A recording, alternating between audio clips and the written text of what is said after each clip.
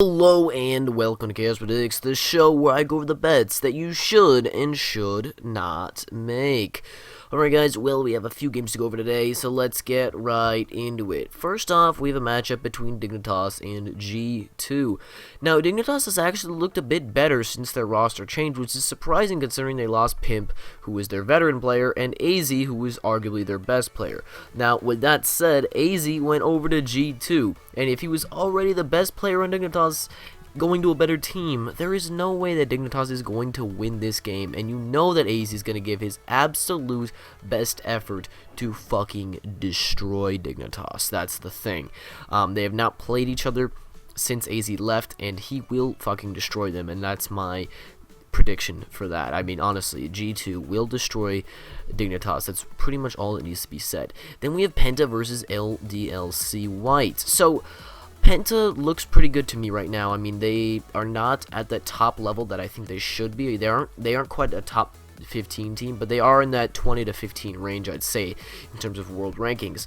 LDLC, on the other hand, is nowhere even in the top 30. This should be a clear victory for Penta, and I don't know why the odds are so close at this point, frankly. But hey, it's a good overdog bet to make, so go ahead and do it. Then we have Peter versus CSGO Lounge. CSGO Lounge will win it. That's pretty much it. I talked about the other games yesterday with Epsilon, Vega, blah, blah, blah. Peter will lose to CSGO Lounge. CSGO Lounge should have this in the bag. They looked pretty good all tournament, and I think that they will close it out against Peter.